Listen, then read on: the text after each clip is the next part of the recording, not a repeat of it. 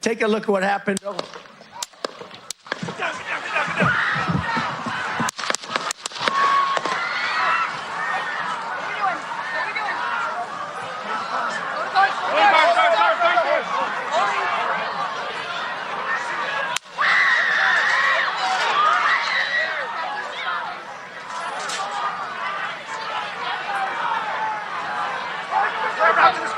Move it there. Hold. When you're ready. On you. Ready. Move. Move. Go. 도널드 트럼프 전 대통령이 유세 중에 총격을 받는 정치 테러를 당했으나 다행히도 안전한 것으로 확인됐습니다. 총격범은 비밀 경호국에 의해 현장에서 사살됐으며 유세에 참석 중인 한 명도 피살된 것으로 보도되고 있습니다. 오는 18일 공화당 전당대회에서 공화당 대통령 후보로 공식 선출되는 대관식을 앞둔 도널드 트럼프 전 대통령, 최대 경합지 펜실베니아주의 버틀러에서 주말 유세를 갖고 있습니다. 연설을 하는 도중 콩 먹는 소리와 같은 총성 수발이 울리고 트럼프 전 대통령도 얼굴과 귀 쪽을 감싸며 연단 아래로 몸을 숨깁니다. 대통령 후보에게 총격을 가한 정치 테러가 발생하자 비밀경호국 요원들이 트럼프 전 대통령을 에워싸고 안전 여부부터 확인하는 초긴장된 분위기였습니다. 유세 도중 대통령 후보가 총격을 당하는 현장에 있던 청중들은 놀라서 혼비백산하고 비명을 질렀습니다. 트럼프 전 대통령은 한쪽 귀에서 얼굴로 붉은 피를 흘린 모습이었습니다. 다행히도 트럼프 전 대통령은 심각한 부상을 피한 듯 연단 위로 다시 일어서 주먹을 불끈 쥐며 지지자들에게 무사안전 건재함을 알렸습니다. 비밀경호국 요원들은 즉시 트럼프 전 대통령을 에스코트해서 현장을 떠났고 곧바로 헬기편으로 병원으로 이송됐습니다. 트럼프 캠페인 본부는 트럼프 대통령은 안전하다고 공표했습니다. AP통신 등 미 언론들은 트럼프 전 대통령에게 총격을 가한 정치 테러범은 현장에서 비밀경호국 요원들에 의해 사살된 것으로 보도했습니다. 그 과정에서 트럼프 유세에 참석 중이던 한 명도 피살된 것으로 미 언론들은 전했습니다. 조 바이든 대통령은 긴급 성명을 발표하고 트럼프 전 대통령에 대한 테러는 결코 용납할 수 없다고 규탄하고 철저한 경호와 총격 테러에 대한 수사를 약속하며 그의 안전을 기원했습니다. There's no place in America for this kind of violence. It's sick. It's sick. It's one of the reasons why we have to unite this country. We cannot allow for this to be happening. We cannot be like this. We cannot condone this. 100여일 앞으로 다가온 2024 대선 레이스에서 총격 정치 테러까지 발생함에 따라 어떤 선거전이 펼쳐질지 우려와 공포마저 증폭되고 있습니다. 트럼프에게 총격을 가했다가 사살된 총격범이 무슨 동기로 범행을 저질렀고 단독 범행인지 배후에 어떤 단체가 개입되어 있는지에 따라 상당한 파장이 예고되고 있습니다. 또한 트럼프 전 대통령을 지지하는 광팬들이 보복 테러에 나설 가능성도 우려되고 있다고 일부 미 언론들은 지적하고 있습니다.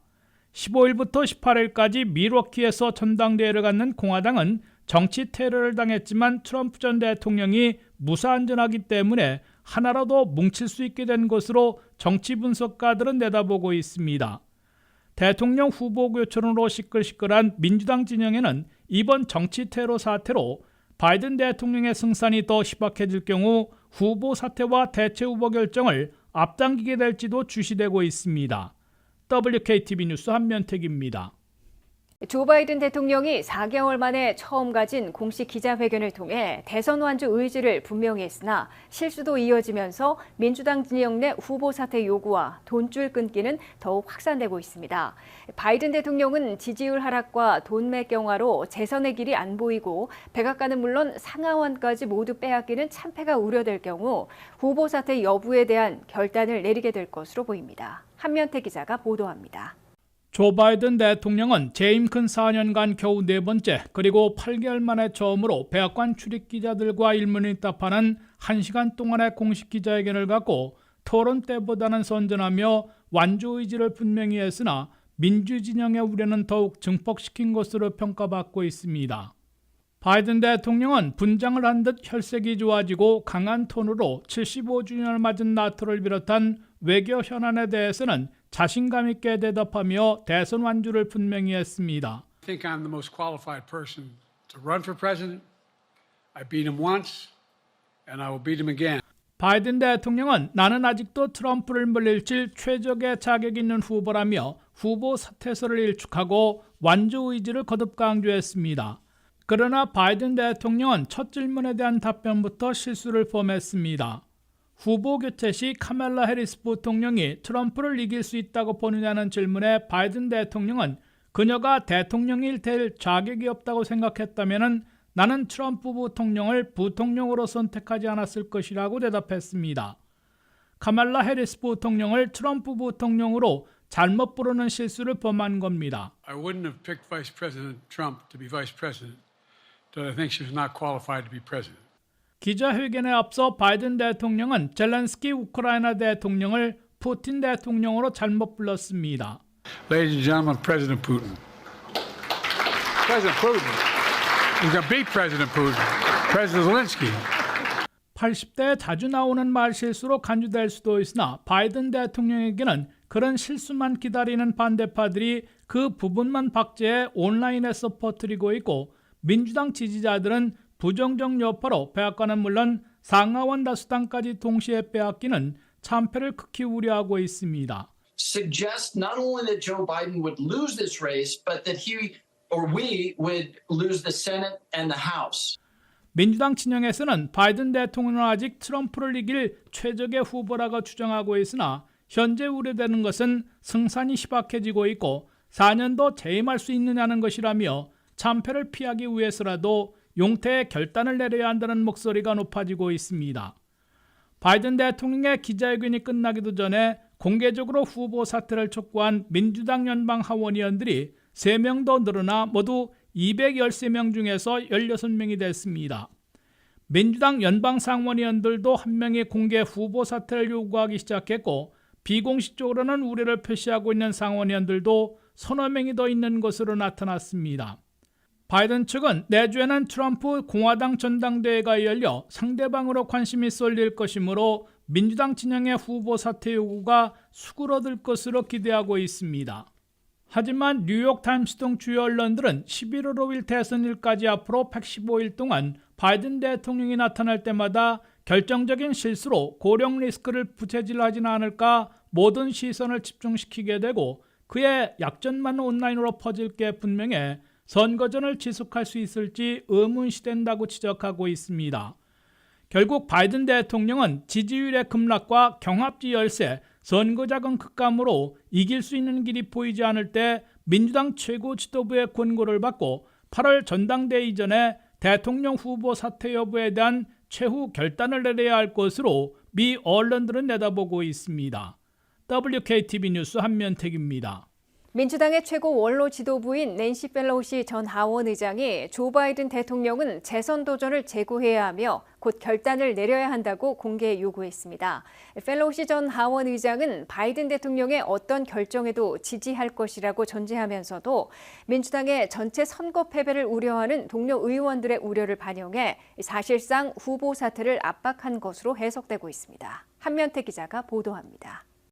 민주당 진영의 데모, 막강한 영향력을 행사해온 최고 원로 지도자가 마침내 조 바이든 대통령의 재고와 결단을 공개 요구하고 나서 바이든 후보 사퇴와 교체 논란이 매듭지어져야 하는 종착역에 도달하고 있는 것으로 보입니다. 올해 84세인 낸시 펠로시 전 하원의장이자 현 명예하원의장은 조 바이든 대통령이 현재 사태를 중시해 재선 도전을 재고해야 하며 시간이 얼마 남지 않았으므로 결단을 내려야 한다고 공개 촉구하고 나섰습니다. 펠로시 전 하원의장은 MSNBC 모닝조와의 인터뷰에서 나는 바이든 대통령이 어떤 결정을 내리더라도 지지할 것이라고 전제하면서도 그는 나토 정상회의가 끝나는 대로 그의 정치적 미래에 대해 결정을 내려야 한다고 공개 요구했습니다. It's up to the president to decide if he is going to run. We're all encouraging him to make that decision because time is running short.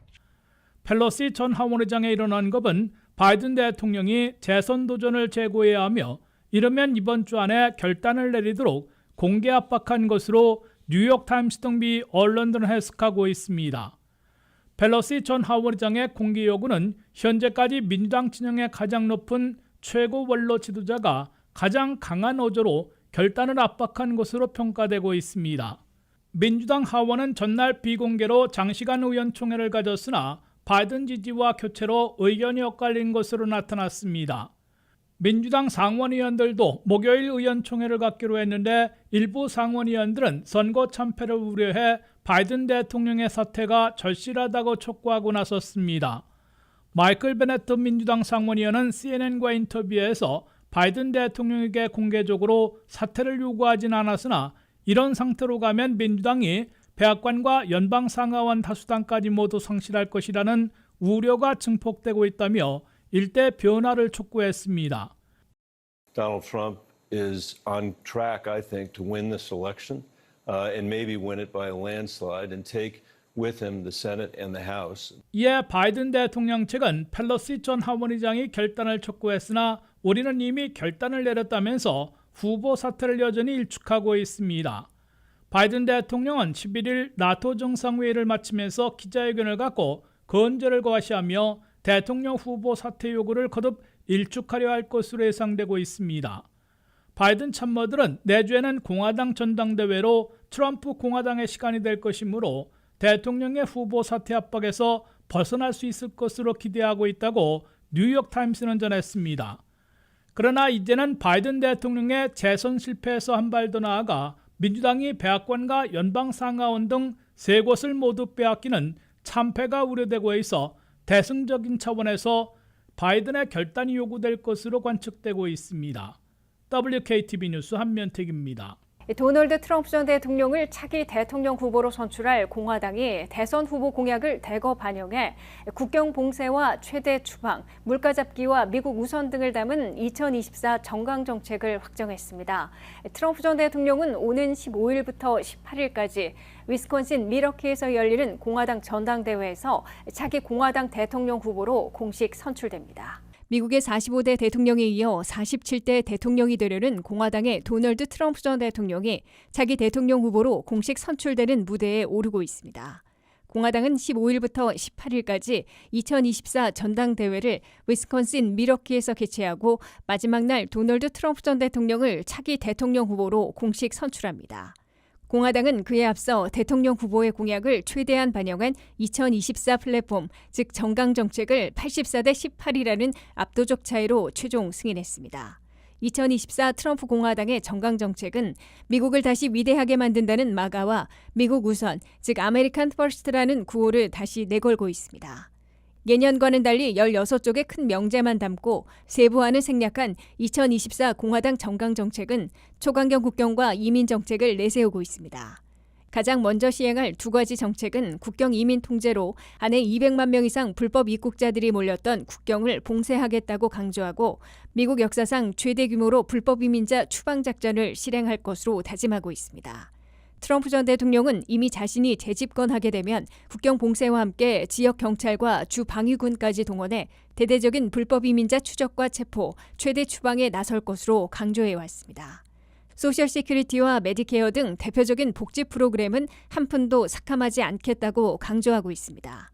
인플레이션을 없애고 미국을 제조업 슈퍼파워로 만들며 근로자들에게 대규모 감세 혜택을 제공할 것으로 공약하고 있습니다. 다만 낙태 문제에 대해선 각 주들에게 위임하겠다며 다소 완화된 입장을 담고 있습니다. 트럼프 공화당 정강 정책은 세계 3차 대전이 발발하지 않도록 막아낼 것이라고 다짐하고 있습니다. 국내에선 전기차를 촉진하는 규정을 축소해 바이든 민주당 정책과는 상반된 길을 걷게 될 것으로 예고했습니다. 또한 정부기관을 무기화하지 못하도록 근절할 것이라며 연방법무부와 특별검사를 통해 자신을 형사기소한 바이든 행정부의 조치를 강력 비난하고 금지시킬 것으로 시사하고 있습니다. 공화당은 트럼프 공약을 적극 반영해 백악관과 연방 상원의원을 모두 장악한 다음 신속하게 처리할 20대 공약을 위주로 정강 정책에 담았으며 대신 세부화는 입법 과정으로 넘기기로 했습니다. 트럼프 공화당이 획기적인 세제 전면 개편안을 담은 프로젝트 2025를 제시해 관심을 집중시키고 있습니다. 현행 7개의 납세 계층을 단 2개로 줄이는 개편안을 담고 있어 이 복잡한 세법의 간소화로 효율을 높일 수 있지만 중산층과 저소득층의 대다수는 이 세금이 대폭 늘어나 의회 승인이 쉽지 않을 것이라는 지적을 받고 있습니다. 재집권이 가시화되고 있는 것으로 보이는 도널드 트럼프 전 대통령이 다음 주 전당대회에서 차기 공화당 대통령 후보로 공식 선출되는 순간을 맞고 있는 데 맞춰 재집권 시 추진할 프로젝트 2025를 선보이고 있습니다. 워싱턴의 보수적인 싱크탱크인 헤리티지 재단에서 마련한 900쪽의 프로젝트 2025는 아직 트럼프 후보의 공식 정책 공약으로 채택된 것은 아니지만 공화당 진영에서 공감대를 반영해 마련한 것으로 간주되고 있습니다. 프로젝트 2025에서는 연방제도의 획기적인 변화를 추구하려고 제안하고 있습니다. 특히 세법을 전면 개편하는 내용을 담고 있어 미국민 개인들과 사업체, 회사들의 지대한 관심을 불러일으키고 있습니다. 프로젝트 2025에서는 현재 7단계로 되어 있는 납세 계층을 단 2개로 축소하자는 방안을 제시하고 있습니다. 현재는 10%, 12%, 22%, 24%, 32%, 35%, 37%로 되어 있는 7단계 납세 비율을 15%와 30%, 단 2개 납세 계층으로 간소화하자는 방안입니다. 연 가구 소득이 16만 8천 달러를 기준으로 그 이하이면 15%의 단일 세율을 적용하고 그 이상이면 30%를 일괄 적용한다는 방안입니다. 프로젝트 2025는 이와 함께 차일드 텍스 크레딧을 포함한 모든 텍스 크레딧, 디덕션 등 세액 공제를 폐지하도록 하고 있습니다. 이어 프로젝트 2025에서는 법인세를 현재의 21%에서 18%로 더 낮추자고 제안하고 있습니다. 도널드 트럼프 전 대통령은 독자적인 아젠다 47을 보유하고 있어 프로젝트 2025를 재집권 시에 정책 공약으로 채택할지는 아직 확실하지 않지만 공화당이 11월 선거에서 백악관과 연방 상하원을 독차지할 경우 세제의 전면 개편 등 획기적인 변화를 가져올 프로젝트 2025를 기반으로 추진할 것으로 예상되고 있습니다. 그래서인지 벌써부터 프로젝트 2025를 시행할 경우 미국 납세자들의 대다수를 차지하고 있는 중산층과 저소득층의 세금을 대폭 올리게 될 것이라는 비판론이 거세지고 있습니다. CBS 뉴스에 따르면 프로젝트 2025에 따라 연소득 16만 8천 달러 이하에게 15%의 세율을 적용하게 되면 현재 10%와 12%를 내던 중산층, 저소득층이 15%를 일괄 적용받아 가구당 연 2,600달러의 세금이 늘어날 것으로 추산되고 있습니다. 더욱이 부양자녀에게 세제 혜택을 주는 차일드 텍스 크레딧을 폐지할 경우 자녀 2명을 둔 4인 가구에서 중산층과 저소득층은 세금이 무려 6,600달러나 급증하게 될 것으로 계산되고 있습니다. 반면 연소득 500만 달러를 버는 고소득층은 32만 5천 달러의 새로운 감세 혜택을 보게 될 것으로 나타났습니다. 중산층과 저소득층의 세금이 2,600달러 내지 6,600달러나 급증하는 제도는 의회에서 승인받기 어려울 것으로 보여 트럼프 공화당도 재집권 시 대폭 수정해 추진할 것으로 예상되고 있습니다. 미국의 6월 CPI 소비자 물가 지수가 3%로 대폭 진정돼 9월 기준금리 인하가 가시화되고 있습니다. 9월 18일에 첫 기준금리를 인하하면 12월에도 한 번 더 내려 올해 2번 인하로 다시 늘어날 것으로 예상되고 있습니다. 한면태 기자가 보도합니다. 미국이 고물가 고금리의 이중고에서 서서히 벗어나기 시작할 것으로 기대되고 있습니다. 미국의 6월 CPI 소비자 물가가 3%로 대폭 진정돼 9월 기준금리 인하가 가시화되고 있기 때문입니다. 대도시 물가를 보여주는 6월의 CPI 소비자 물가 지수는 전달보다는 0.1% 하락했고 전년보다는 3% 인상으로 대폭 진정됐습니다. 월간 CPI가 0.1% 하락한 것은 2020년 5월 1일에 4년여 만에 처음 떨어진 겁니다. 연간 3% 인상은 5월에 3.3%에서 큰 폭으로 진정된 것이자 3년여 만에 최저치를 기록한 겁니다. 변동이 심한 식품과 에너지 가격을 제외한 코어 CPI, 즉 근원 소비자 물가는 5월에 3.4%에서 6월에는 3.3%로 소폭 둔화됐습니다. 이에 따라 미국의 CPI 소비자 물가는 올 들어 1월부터 3월까지 매달 오르다가 4월부터 6월까지는 매달 진정된 것으로 나타났습니다. CPI 소비자 물가가 6월에 큰 폭으로 진정되자 연방준비제도가 9월 18일부터 첫 기준금리 인하에 나설 수 있게 된 것으로 미 언론들은 일제히 보도하고 있습니다. CME 그룹의 투자자들은 9월 18일에 연준이 기준금리를 0.25포인트 내리기 시작할 가능성이 무려 83%에 달할 것으로 내다보고 있습니다. 투자자들보다는 신중하게 예상해온 경제 분석가들의 대부분도 9월 기준금리 인하가 가시화되고 있는 것으로 간주하고 있습니다. 9월 18일에 기준금리를 내리기 시작하면 11월 7일에는 건너뛰더라도 12월 18일에 한 번 더 0.25포인트 더 인하하게 될 것으로 다수의 경제 분석가들과 투자자들은 예상하고 있습니다. 그럴 경우 연준은 올해 기준금리 인하 횟수를 3월에는 3번 해서 6월에는 단 한 번으로 축소했으나 9월에는 다시 2번으로 늘리게 될 것으로 다수의 경제 분석가들은 예측하고 있습니다. 따라서 미국의 기준금리는 9월에 0.25포인트 내려 5 내지 5.25%가 됩니다. 12월에는 0.25포인트 더 내려가 4.75 내지 5%로 근 1년 반 만에 5% 아래의 기준금리 시대에 접어들게 됩니다. 기준금리가 인하되면 직접 연동된 에퀴티로는 물론이고 간접으로 연계된 신용카드 APR, 주택모기지 이자율 등 각종 이자율도 일제히 내리기 시작할 것으로 보여 이중고에서 완화되는 미국민 소비와 주택시장까지 촉진하게 될 것으로 기대되고 있습니다. WKTV 뉴스 한면택입니다. 에어비앤비의 일부 호스트가 몰래카메라로 손님들의 사생활을 촬영하고 감시하는 등 불법 촬영한 사실이 잇따라 드러나고 있는데 에어비앤비 측은 사실을 알고 있었으면서도 대책 마련보다는 공론화를 막는 데만 급급했던 것으로 CNN이 보도했습니다. 또한 에어비앤비사의 규정에 따르면 호스트의 범죄 경력은 자동 결격 사유가 되지 않는다고 합니다. 안혜린 기자의 보도입니다. CNN 조사에 따르면 몰래카메라 사용은 숙박업계의 지속적인 문제로 지적되고 있습니다. 규제는 빈약하고 처벌은 관대하며 비디오 관음증은 일반적으로 경범죄로 기소됩니다. 한편 녹화된 사람들은 장기적인 트라우마와 자신의 이미지가 언제든지 인터넷에 유포될 수 있다는 두려움에 시달린다고 호소하고 있습니다. 에어비앤비는 재무서류에서 문제를 거듭 인정했지만 중재, 기밀 합의 및 직원 비공개 계약을 통해 문제의 범위를 눈에 띄지 않도록 애써왔습니다. 에어비앤비 대변인은 몰래카메라 관련 불만이 제기되는 일이 발생하면 정책을 위반하는 사용자와 숙소를 삭제하는 등 적절하고 신속한 조치를 취한다고 밝혔습니다. 그러나 에어비앤비는 지난 10년 동안 감시장치와 관련된 수만 건이 접수되었습니다. 지난해 법원에서 에어비앤비 관계자는 지난 10년 동안 감시장치에 대한 불만 접수가 약 3만 5천 건 있었다고 증언했습니다. 거기에 에어비앤비는 직원들에게 몰래카메라에 대해 법 집행기관에 연락하도록 지시하는 정책이 없는 것으로 밝혀졌습니다.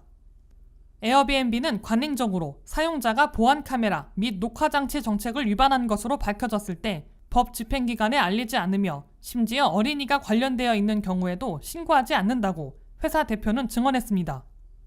에어비앤비는 몰래카메라에 대한 경찰 수사를 지원하기 위해 모든 노력을 하고 있다고 말하지만 내부 조사의 일환으로 불만 사항에 대해 사용자에게 연락하는 것은 용의자가 증거를 인멸할 시간을 주기 때문에 범죄 수사에 방해가 된다고 법 집행 전문가들은 입을 모았습니다. 거기에 에어비앤비는 사용자를 보호할 수 있는 규제 노력에 맞서 싸워왔습니다. 올해 초 유럽연합의 입법자들은 단기 임대 산업을 관장하는 획기적인 규제에 동의했습니다. 그러나 미국에는 이와 유사한 연방 규정이 없습니다. 에어비앤비는 불법 숙소를 단속하거나 당국과의 데이터 공유를 의무화하는 등 정부에 더 많은 감독권을 주는 현지 규제에 날을 세워 싸워왔습니다. 에어비앤비의 웹사이트에 따르면 모든 사용자에 대한 신원조회를 실행하지는 않습니다. 그리고 에어비앤비가 사용자의 범죄 경력이 있다는 것을 발견하더라도 살인, 테러, 강간 또는 아동 성추행에 대한 유죄 판결은 회사 정책에 따라 자동 결격 사유가 되지 않는다고 밝혔습니다. 사용자 인증은 숙소의 정확성을 보장하고 사용자 이름과 정부 발급 신분증을 일치시키기 위한 겁니다. 에어비앤비는 모든 호스트, 공동 호스트 및 예약 게스트의 신원을 확인한다고 말하지만 웹사이트에 그들이 주장하는 사람이라는 것을 보장하지는 않는다고 써 있어 우려를 일으키고 있습니다. 미국도 유럽처럼 호스트 등록, 회사의 데이터 공유 및 숙소의 품질 관리를 요구하는 획기적인 규제를 당장 시작해야 할 것으로 전문가들은 입을 모으고 있습니다. WKTV 뉴스 안혜린입니다. 최고의 명문 의대로 꼽히는 존스홉킨스 의과대학 등 학비를 전액 면제해주는 대학들이 계속 늘어나고 있습니다. 존스홉킨스 대학은 블룸버그 자선재단으로부터 기부받은 10억 달러로 의과대와 간호대, 공공보건대 학생들 대부분에게 올 가을 학기부터 학비를 전액 면제해주기로 했습니다. 김미연 기자의 보도입니다. 미국에서는 돈이 없어 대학에 가지 못하는 시대는 거의 막을 내리고 있는 것으로 보입니다. 특히 미국에서 인력난을 겪고 있는 의료 전문 인력들을 교육하는 의과대, 간호대, 공공보건대학들에서는 거액의 기부금을 받아 학생들의 학비를 전액 면제해주는 조치를 취하고 있습니다. 존스홉킨스 대학은 마이클 블룸버그 전 뉴욕시장이 세운 블룸버그 자선재단으로부터 기부받은 10억 달러로 의대와 간호대, 공공보건대 학생들의 거의 대부분에게 올 가을 학기부터 학비를 거의 전액 면제해주기로 했다고 발표했습니다. 가구 연소득이 30만 달러 이하인 의대생과 간호대생, 공공보건대 학생들은 수업료 전액을 면제받을 수 있습니다. 가구 연소득이 17만 5천 달러 이하의 의대, 간호대, 공공보건대 재학생들에게는 수업료 전액뿐만 아니라 생활비, 각종 비용까지 지원받게 됩니다. 존스홉킨스 대학의 현재 연 수업료는 6만 5천 달러에 달하고 있는데 올 가을 학기부터는 전액 면제받게 된 것입니다. 존스홉킨스 대학 의대 과정을 밟고 있는 학생들은 10만 4천 달러의 학자금 빚을 지고 있고 의대 졸업생 전체의 중위 학자금 빚은 20만 달러에 달하고 있습니다. 존스홉킨스 대학 의대 졸업생들은 앞으로 수업료 면제에 따라 2029년에는 학자금 빚이 10만 4천 달러에서 6만 달러로 대폭 줄어들게 될 것으로 추산하고 있습니다. 이처럼 의대생들을 중심으로 학비 면제에 나서는 대학들이 계속 늘어나고 있습니다. 지난 2월에는 뉴욕 브롱스에 있는 알버트 아인슈타인 의대에서 이 대학 교수이자 이사로 있는 인사가 10억 달러나 기부한 덕분에 의대생 전체의 학비를 면제해주고 있습니다. 미국에서는 인력난을 겪고 있는 의료인 등 전문 인력을 양성하는 대학들이 거액의 기부금을 받아 학생들의 수업료를 전액 면제해주는 조치를 취하고 있습니다. 이와 함께 아이비리그 등 명문 대학들과 유명 리버럴 칼리지 등이 동문 기부금을 많이 유치하고 재단 전입금을 늘려 보통 연가구 소득이 6만 5천 달러 이하면 학비를 한 푼도 내지 않도록 지원하고 있습니다. 근년 들어서는 물가 인상을 감안해 학비 전액 면제 대상을 연 가구 소득 15만 달러까지로 대폭 올리는 대학들도 크게 확산되고 있습니다. WKTV 뉴스 김미현입니다. 아이폰이나 맥북, 애플워치 등 애플 전자기기 사용자들을 대상으로 개인정보를 탈취하는 피싱 문자 사기가 기승을 부리고 있습니다. 애플 직원으로 위장한 사기범들이 유저들에게 문자를 보내거나 전화를 걸어 가짜 홈페이지에 로그인하도록 유도해 개인정보를 빼내는 건데요. 류령아 기자가 자세한 내용 알아봤습니다. 새로운 피싱 사기범들이 애플 사용자를 사이버 공격 표적으로 삼고 있으며 이를 통해 개인의 애플 아이디를 목표로 기승을 부리고 있습니다. 애플 아이디는 아이폰뿐만 아니라 맥북, 애플워치 등에 모두 사용되므로 애플 전자기기를 하나라도 가지고 있으면 그 대상이 됩니다. 사이버 범죄자들은 애플 사용자에게 애플에서 보낸 것처럼 보이는 문자 메시지를 발송하며 이는 피해자의 개인정보를 훔치려는 시도입니다. 보안 소프트웨어 회사 시만텍은 피싱 범죄자들은 광범위한 피해자를 노려 많은 사람들이 사용하고 있는 애플 아이디를 표적으로 삼고 있다고 밝혀 애플 유저들에게 큰 충격을 주었습니다. 피싱 범죄자들이 유저의 개인정보를 획득할 경우 기기를 제어할 뿐만 아니라 개인 및 금융정보에 액세스하고 유저들 모르게 휴대폰 결제를 할 수 있어 계정 주인은 막대한 피해를 입게 됩니다.